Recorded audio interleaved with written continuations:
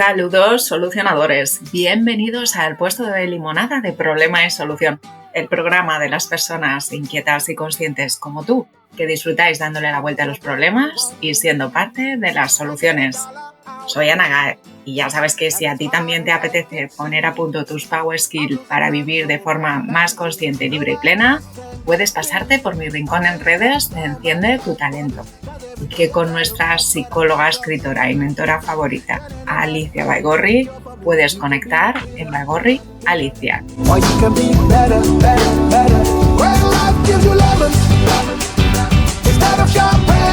Déjame atravesar el viento sin documentos y otras peticiones cantaban Los Rodríguez dando solo una razón, porque sí, porque sí, porque sí.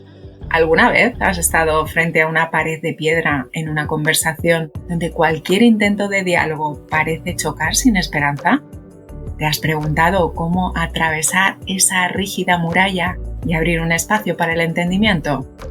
Quizá de pequeño escuchaste en más de una ocasión aquello de porque sí, porque no o porque lo digo yo y punto. También nos decían que cuando creciéramos podríamos hacer lo que nos diera la gana. Y parece que en muchas ocasiones lo que nos apetece es continuar con la tradición y no hay más que hablar. Si te cansaste de levantar y asaltar muros y te gustaría descubrir cómo construir puentes, hoy nos proponemos explorar ideas, técnicas, herramientas que nos ayuden a desbloquear el diálogo y gestionar nuestros conflictos con más habilidad y menos frustración. ¿Te apuntas? Pues ponte a gusto y ajusta el volumen, que vamos a descubrir si podemos darle la vuelta al por qué lo digo yo. Comenzamos.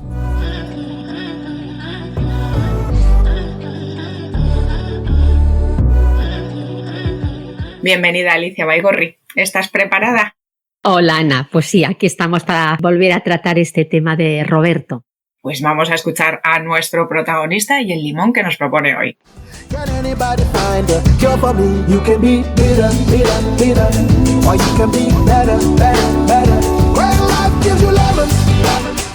Hola, buenas tardes, Ana. Este es mi limón para ti. ¿Cómo responder ante cualquier relación de todo tipo el sí por sí?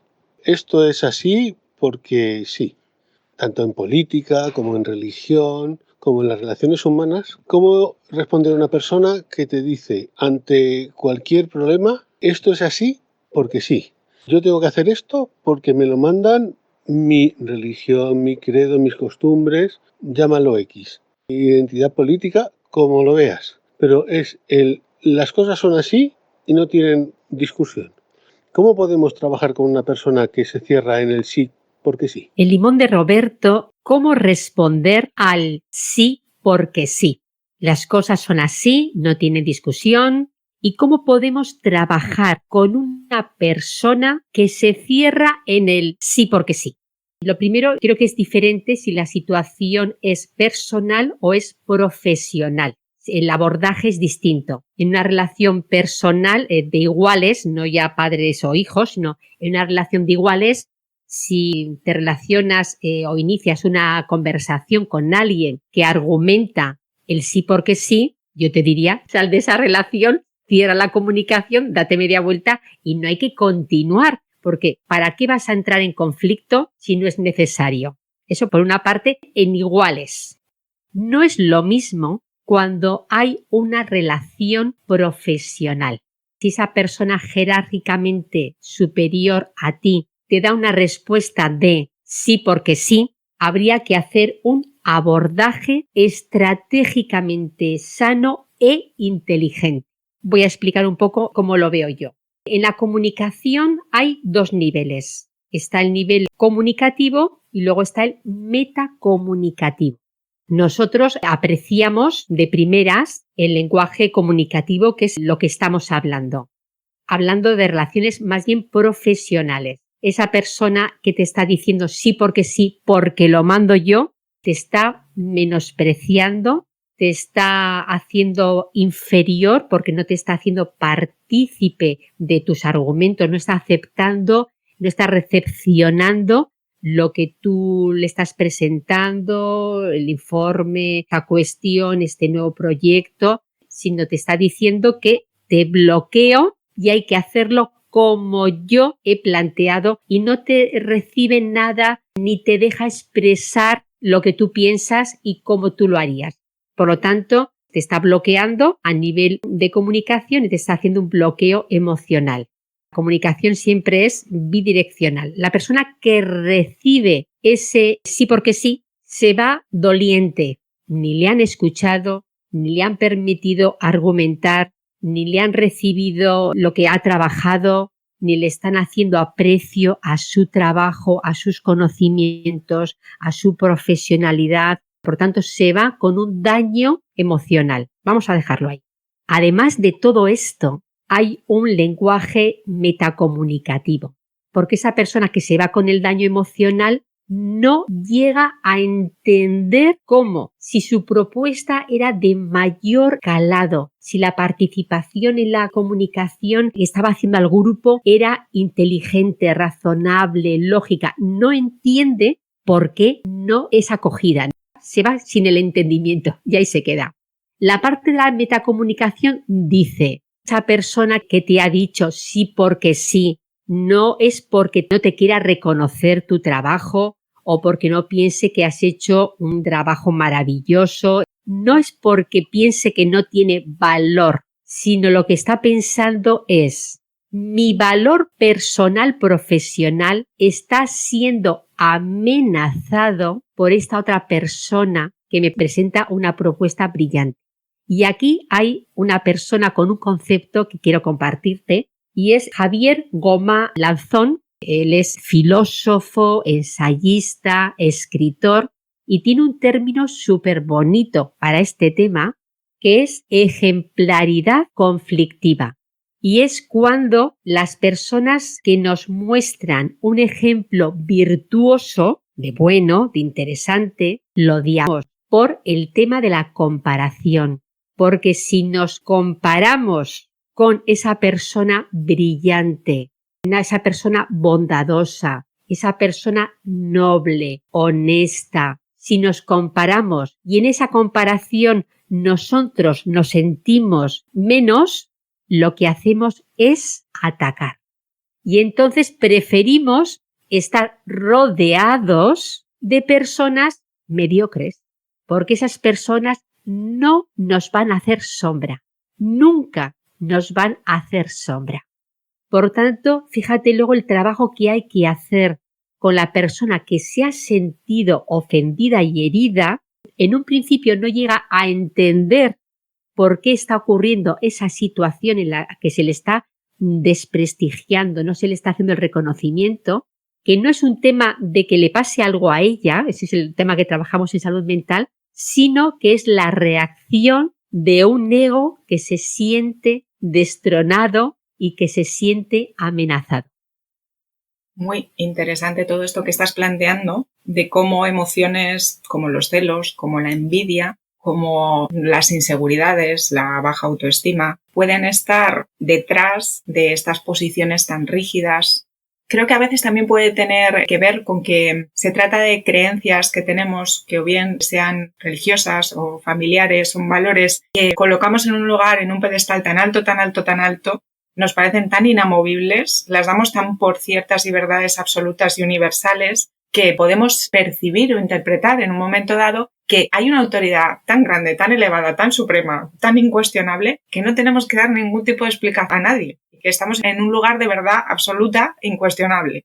Para empezar a exprimir el limón, empezaba por pensar en ese daño emocional, en ese malestar que sufre la persona que está frente a esa otra parte que se sitúa en una posición tan rígida. Muchas veces la comprensión facilita la aceptación. Puedo vivir mejor una situación si soy capaz de entenderla, de saber por qué esto está ocurriendo. Vamos a empezar por ahí. Aquel principio de Stephen Covey. Primero trate de comprender por qué esta persona o para qué se está comportando como lo está haciendo. Y también hacernos conscientes de mi malestar. Mi malestar se está produciendo porque es el otro que no está teniendo en cuenta mis necesidades o mis sentimientos o mis intereses. ¿Es eso lo que me genera malestar? ¿Es que estoy juzgando que el otro debería estar comportándose de una manera diferente a la que está haciendo y entonces me estoy enfadando? Que entendamos y que reflexionemos qué necesidad sin cubrir o qué valor importante para mí no se está respetando, no se está teniendo en cuenta en esta situación y por lo tanto yo experimento un malestar porque mi necesidad no está cubierta o eso que yo considero que es importante para que yo esté a gusto no se está teniendo en cuenta, no se está respetando. Si yo entiendo que la cooperación es un principio fundamental en las relaciones sociales, me voy a sentir mal cuando una persona me dice esto es así porque lo digo yo y punto, no hay más que hablar, se acabó la conversación. Una vez que he comprendido todo lo que se me está moviendo a mí y me acerco a tratar de comprender qué puede estar pasando en el mundo del otro, creo que luego ya solamente me queda el salirme de todo lo que no está en mi mano y enfocarnos en nuestro círculo de influencia. Aquello de todo lo que ocurre en este momento en la realidad, hay un conjunto de cosas que no me afectan directamente y me dejan indiferente. Hay otro conjunto de cosas que sí que me tocan, que sí que me afectan, pero muchas de ellas no las puedo controlar directamente. Y luego hay otras en las que puedo tener una influencia y otras, como decía Huxley, yo soy esa pequeña parte del universo que está en mi mano transformar, pues al final lo que sí que está directamente en mi mano soy yo. Lo que yo pienso, lo que yo opino, cómo me comporto, cómo me dejo de comportar. Entonces, foco en nuestro círculo de influencia. Yo al otro no le puedo cambiar. Le puedo aceptar como es o no aceptarle. Pero más allá de ahí, puedo usar la violencia de manera explícita, coercitiva o la manipulación para que el otro cambie su comportamiento. Pero podrá cambiar su comportamiento porque yo estoy ejerciendo la violencia, pero no le estoy cambiando a él o a ella. Simplemente estoy manipulando o modificando temporalmente cómo se comporta esa persona. No me queda más remedio que aceptar al otro. Sí, yo le puedo intentar dominar o manipular, pero cambiarle no le voy a cambiar. Entonces, pues ya depende de mí si me apetece tomarme o no la molestia de comprenderle o no. Como tú dices, si me resulta más efectivo y más económico, no solamente en el término financiero, sino digamos que el consumo mínimo de mis recursos para conseguir mis fines es al final ese, muy bien, tú por un lado y yo por otro, como planteabas al principio, Alicia, o si esa relación es importante para mí. Y entonces no es tan fácil, porque ya no es que se trate de una relación personal o profesional, sino que hay relaciones que yo puedo interrumpir, pero luego hay otros vínculos que, aunque yo interrumpa la relación, los vínculos siguen ahí. Yo no puedo dejar de ser la hija de quien soy, o yo no puedo dejar de ser el padre de quien soy, o si he tenido una relación de amistad profunda con alguien, no puedo olvidarme de que eso lo he vivido. Entonces, cuando tenemos establecidos esas relaciones que nos importan, ahí no es tan fácil como decir media vuelta y otra cosa. A lo mejor cuando esa relación comenzó, establecimos unas bases en las que no había surgido todavía el que alguien se enroque en una posición tan rígida. Y hasta ahora habíamos tenido un consenso y hasta ahora habíamos tenido un espacio de diálogo, de entendimiento, de intercambio mutuo. Pero si de repente llegamos a un punto en que una de las partes entra en esta posición tan rígida, por el motivo que sea, porque los motivos pueden ser muy diferentes, volvemos a nuestra responsabilidad personal y a nuestro círculo de influencia. ¿Qué puedo yo hacer aquí? ¿Qué está en mi mano hacer? Y dentro de lo que puedo hacer, ¿qué es lo que elijo? ¿Qué es lo que quiero? Para ahí sería mi primera reflexión. Como bien dices, cuando las relaciones son importantes, hay que plantear qué estrategia quieres hacer para minimizar los daños del sí porque sí. Y yo creo que aquí es muy útil y muy práctico, dentro de este abordaje estratégico sano, inteligente, el aprender a decir una palabra corta, sencilla, que además vocalmente no tenemos la dificultad y sin embargo es como muy pesada de decir. Y la palabra es no. Y muchas veces, a pesar de las ataduras familiares, emocionales, etc., sale más beneficioso decir un no a tiempo que cargar con esos síes que van minando la relación, el amor y va creciendo el resentimiento. Muy importante, encontrar en la relación qué es importante para nosotros en ese plano individual y qué es importante en ese plano compartido. Y encontrar ahí un equilibrio. Sí, nos lleva a cuestionarnos esas prioridades y dónde se puede ceder, hasta dónde y dónde ya no es viable, ¿no? Porque toca algo esencial. Y entonces hay que plantear un límite y hay que plantear alternativas a ese sí porque sí, transigir y ya está. Yo lo que me planteaba es que existen desde distintos ámbitos desde la gestión de las relaciones y la comunicación, la inteligencia emocional, la psicología, la mediación, la gestión de los conflictos, pues hay muchas personas que han propuesto herramientas y técnicas para aportar en estas situaciones en las que hay un conflicto entre dos partes, cómo salimos de ese diálogo está cerrado a nos escuchamos, nos comprendemos los unos a los otros y vamos a ver si somos capaces de llegar a posiciones en las que estemos cómodas todas las partes que estamos implicadas. Pero a mí lo que me venía primero es las recetas rápidas para mí no tienen ningún sentido. Recuerdo que hice una publicación en redes con la foto de un gallo que se coloca una cola de pavo real.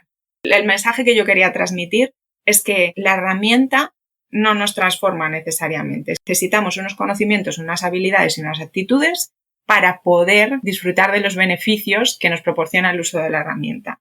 Si no hemos hecho ese trabajo previo y no tenemos esa base previa, pues el que tú te coloques frente a un observatorio astronómico de última generación, pues no quiere decir que tú te vayas a enterar de nada ni que de eso te vaya a servir de nada, porque no tienes unos conocimientos previos para utilizar esa herramienta. Entonces yo muchas veces lo que creo es que estas herramientas que se proponen están generadas desde distintas mentalidades y desde distintos niveles de conciencia. Me siento más en sintonía con unas que con otras, pero que en cualquier caso, si tú no estás en armonía con esa mentalidad, con ese mindset desde el que se ha generado la herramienta, pues da igual que te la aprendas de memoria y que la intentes utilizar. Tus resultados siempre van a estar alineados con tu mentalidad y con tus hábitos actuales, no con las aspiraciones de lo que te gustaría solucionar. Si hemos generado el problema desde un nivel de conciencia, hasta que no trasciendas eso, no vas a ser capaz de encontrar la solución. No tiene mucho sentido hablar de las técnicas y de las herramientas si no hemos hecho un trabajo previo. Todas estas técnicas, muy bien, tú te puedes aprender paso 1, paso 2, paso 3, haz esto, di lo otro, enfócalo así, enfócalo del otro modo. Pero si nos situamos en un punto previo a la comunicación verbal, por ejemplo, el conflicto lo tengo con un niño que todavía no ha adquirido el lenguaje, o que me estoy situando frente a otro mamífero, por ejemplo, que no tiene el lenguaje verbal, lo que nos llega en la interacción, de un modo u otro, son las emociones y las intenciones. No importa, tú puedes decir unas palabras o puedes decir otras. Puedes empezar así, puedes hacer el paso 1 o puedes hacer el paso 2. Si yo siento que me estás escuchando, que estás siendo empático conmigo, que estás teniendo en cuenta la perspectiva que yo te propongo, mis necesidades y mis sentimientos, mi respuesta va a ser muy diferente a que si yo siento que no me estás afectando, que estás juzgando que yo debería hacer o ser de otra manera y me estás tratando de imponer tus criterios, tus valores o tus opiniones. Y que en el fondo da igual las palabras que utilices o las técnicas que utilices, lo que creo que nos llega siempre es esa intención de fondo y esa posición de fondo desde donde el otro se está situando ante mí. Además es que esto, a no ser que ese niño o ese animal, por ejemplo, venga de unas experiencias previas difíciles, traumáticas, que le hayan hecho tener miedo y desconfianza, si ese ser que tienes enfrente está abierto a lo que tú le ofreces, es que vas a ver cómo su respuesta baila con la tuya y con tu intención. Entonces creo que muchas veces en estas situaciones en las que hay conflicto es como si fuéramos personajes en una obra de teatro y nos repartimos los papeles. Entonces, claro, si tú eliges un papel, el otro va a decir, vale, estamos en esta obra. Y va a hacer un papel complementario en sintonía con el que tú estás planteando. Y entonces a veces, pues para salirnos, si no me gusta esta obra de teatro, pues voy a ver si cambiando yo mi papel, el otro también se mueve. Podría ser o podría no ser, porque como hablamos siempre desde la perspectiva sistémica, hay una única ficha que yo puedo mover en el tablero y es la mía. Esta sería también otra reflexión. Los parches y las técnicas de las recetas rápidas no sirven. Lo que sirve es realmente profundizar y ver desde dónde me acerco yo al otro. Totalmente de acuerdo, Ana. Aquí también me viene la reflexión, o la gente nos preguntamos, ¿qué es la psicología? Y hay quien dice, pues es un cúmulo de herramientas, de técnicas que tienes que aprender, porque cada escuela de psicología tiene unas técnicas, unas herramientas, y hay gente que se las aprende paso 1, paso 2, paso 3, paso 4, y sigo linealmente los 4 pasos hasta llegar al último. Y realmente hay otras corrientes y otros autores que dicen que la psicología es un arte, porque no es solo aplicar una serie de técnicas, es saber cuándo las tienes que aplicar, desde dónde las tienes que aplicar y con quién las tienes que aplicar. Y aquí hay un libro también muy bonito que ahora estaba intentando recordar el autor, que me encanta, pero que no me acuerdo del autor, que es El arte de amargarse la vida. Y es un arte, no es una técnica, es un arte. Cuando vamos a veces con esa predisposición hacia un encuentro. Lo importante también es prepararnos mentalmente antes de que la otra persona tengamos ese encuentro. Eso también es importante, porque el encuentro en sí puede ser sí porque sí, y si ya tenemos experiencia de que con esa persona X la relación va a ser sí porque sí, ya vamos condicionados y favorecemos que se dé esa situación.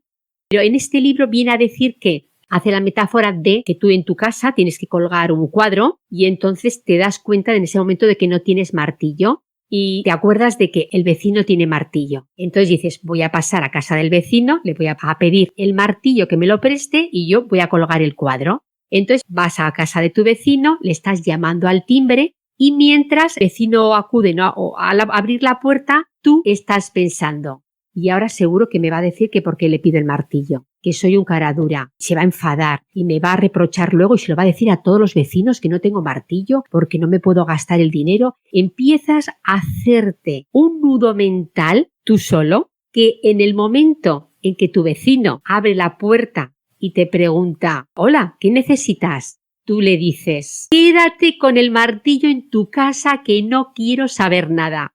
Esa es la propuesta de Wadlawik, que llama Benny de Lau. Por lo tanto, cuando iniciamos un encuentro, es importante hacer esa introspección de cómo estoy yo ahora que sé que me voy a encontrar o con este familiar o con este jefe, con este directivo, el prepararnos para la situación y no anticipar los aspectos negativos o desfavorables que pensamos que pueden ocurrir. Es como si cuando vamos a una entrevista de trabajo te puedes preparar pensando, soy de los mejores candidatos, esta empresa me encanta, he visto el perfil de los profesionales, me gustaría trabajar aquí, además el producto que están generando es súper interesante, los valores de la empresa están alineados con los míos, mis puntos fuertes que voy a defender en la entrevista son y vas empoderado. No es lo mismo cuando vas a una entrevista de trabajo pensando, yo no sé, yo creo que aquí no, porque he visto que la gente, y además mi nivel de inglés es muy bajo y yo creo que aquí la gente estará mejor y ese, claro, encima seguro que me pongo a tartamudear, seguro que en mitad de la conversación,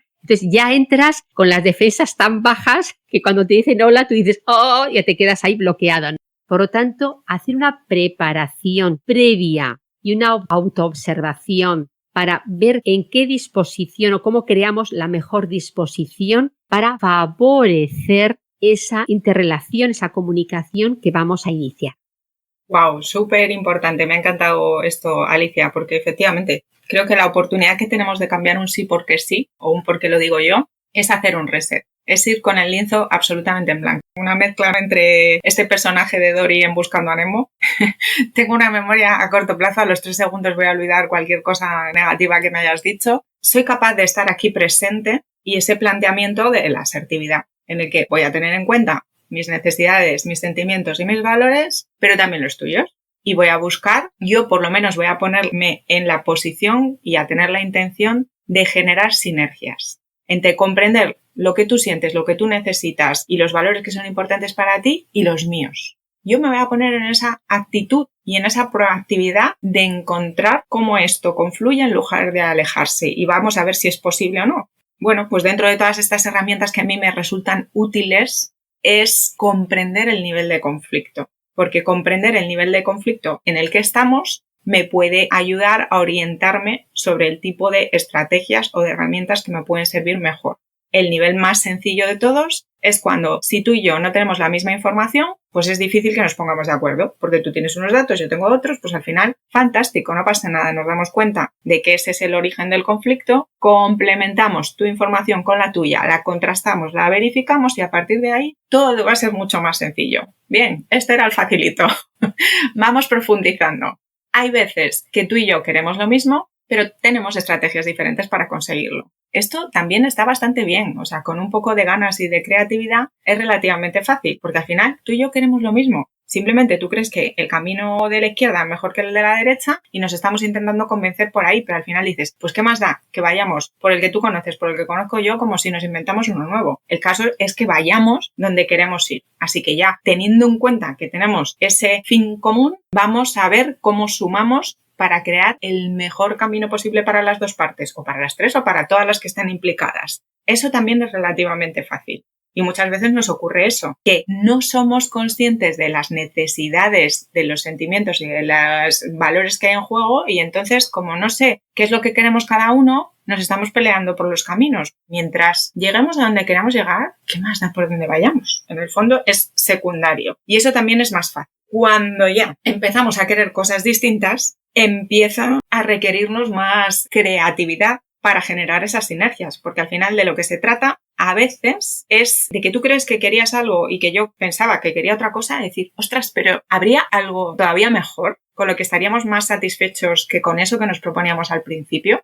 No se trata de ceder y que nos quedemos a medio camino. Frente al conflicto hay distintas técnicas. Lo podemos evitar, podemos competir, podemos optar por muchas cosas. Y a veces pues hemos aprendido a ese término medio, ni para ti ni para mí, que puede ser válido, pero que cuando son cosas que nos tocan profundamente, y a veces cuando hay estas posiciones de sí porque sí, nos enrocamos de esa manera, es porque nos está tocando creencias y valores profundos, cosas que son importantes para nosotros, esto del término medio no sirve.